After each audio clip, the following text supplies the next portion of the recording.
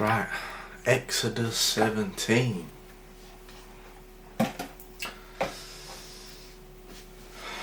What do I say?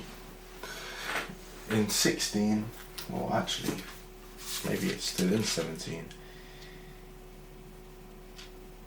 Actually, in 17 we come straight after the peeps being hungry, you know? The Israelites, the Hebrews, 400,000 of them, I believe. 400 or 600,000 of them being hungry, and they just got bread and quail, I think, after God gave them, after Moses cried to God. And then the same happens with water. And then they come along to the land of Canaan. And then straight after, as they're entering the land of Canaan, or just near it, we get a fight. They get attacked by Amalekites. Amalekites, led by Amalek, which is the grandson of Esau, which Esau and Jacob were brothers. Also so pretty much they're connected, you know. Amalek is a son of Esau, or grandson. Esau was brothers with Jacob. Jacob was Joseph's dad. Joseph was the guy who came to Egypt. Well, not came to Egypt, but like he was the Egypt guy. And then those families spread out, and that became the Hebrews. So pretty much they're like two sides of a family tree fighting. So the Amalekites fight the Israelites straight out of, like, they are pretty much, they just got out of starving, like they just got out of mad, like, slavery. They made it across the Red Sea.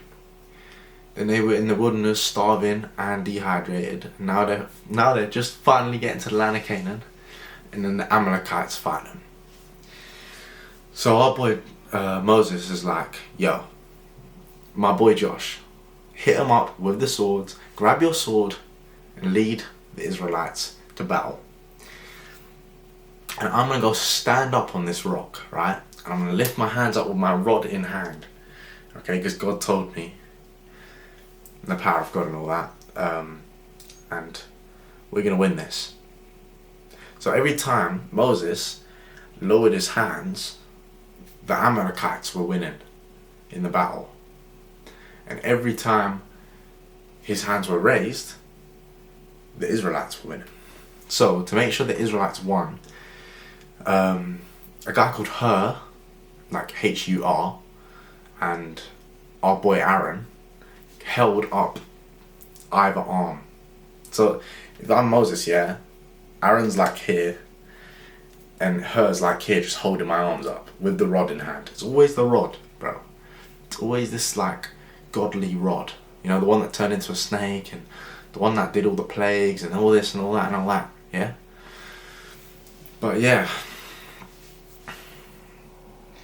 and the Israelites won. And at the end, at the end of the chapter, God says, or it says that God, at the end it says Moses built an altar there called Jehovah Nissi. And he said, because the Lord told Moses, he said he did that because the Lord told Moses,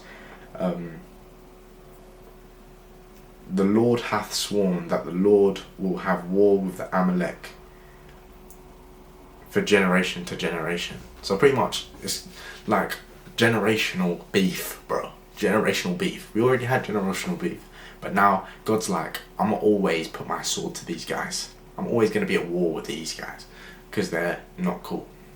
So the OG reason, which I didn't cover yet, or I haven't covered, is Esau. Why are the Amalekites?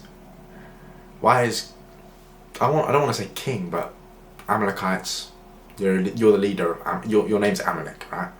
Why does Amalek want to fight these people? Why does Amalek want to fight the Israelites? So as I told you, his granddad is Esau, and his great granduncle is Jacob, and Jacob was the son of Joseph, and Joseph was pretty much the first Hebrew to like go in Egypt and Hebrewize Egypt, right?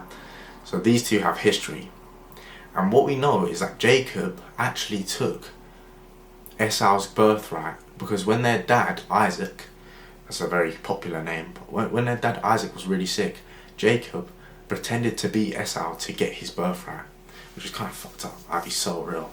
But yeah, Esau had beef. Esau actually forgave him later on, but obviously Esau told his grandsons, and his grandsons had the friggin' grudge for generations. And that's why Amalek, or the Amalekites, fought the Israelites. Yeah, it's crazy. That is crazy. You know? What is this chapter pushing? What is this chapter shoving down our throats? What is this? What is the message? You know? You know when you're watching a movie, you're thinking, what is the message? I would say the message here, sorry to be quite cynical, is that life is unfair. You know? You're going to go through all this shit. The Israelites went through all this shit. They went through slavery. They went through getting away from slavery. They went from trusting Moses, like this random guy out of nowhere. You know, all this magic happening, like that's going to do stuff to their mind. Dehydration, starvation, Bombaraski, yeah? And now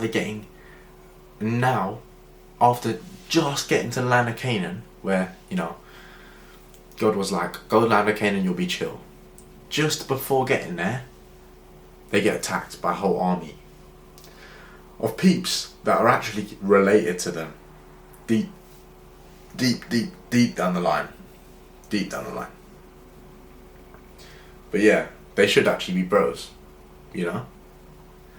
But yeah, it's crazy, you know? Why? But yeah, I think that's, sorry to be quite cynical, but I think that's what they're pushing, you know? God made life unfair. Life is like a box of chocolates. You never know what you're gonna get, you know? And obviously, God, at the end of the chapter, said he will always have war with the Amalekites, or Amalek, the people of Amalek, Amalekites, for generation to generation. And I think it's because of this grudge they're holding, right? Which, to be fair, it was crazy. You know, Jacob got mad benefits instead of Esau for that birthright still that I talked about. But Esau forgave, you know, and yeah, I'll be so real. I like that little moral. Don't hold grudges. Then again, God is kind of double negativing if we're following that thought of logic with holding a mad grudge, saying I'm going to have a war with you from generation to generation, which doesn't actually have a time limit. So, it could be war right now. So, yeah. The Amalekites versus the Israelites. Israel, Palestine? Question mark? No, I don't know about that stuff. I'll be so real. But yeah, part of me just thought, you know, maybe the splitting off of religion came from the different splitting off of those two brothers, Esau and Jacob. You know, potentially the Esau family, Esau branch of the family tree could have been Muslims or stuff, you know, and that's how they told the story, because obviously they're all telling the same story, but a tad bit different every time, isn't it? So it's a little theory. Anyway, it's like 1:30. I got to go to bed, but I wanted to talk about that. It's quite cynical. But yeah, life is unfair, low key. That's what I think the Bible was pushing in this chapter. Life is unfair, but like God will compensate in a sense, you know? like, it's full of its challenges, but God will compensate, and that's what I think the Bible's trying to push here. You know, that even if you go through all this bad, you're not going to be promised this good. You get what I'm saying? But yeah, trust, love, have a blessed day. Yeah. Yeah, I like that chapter.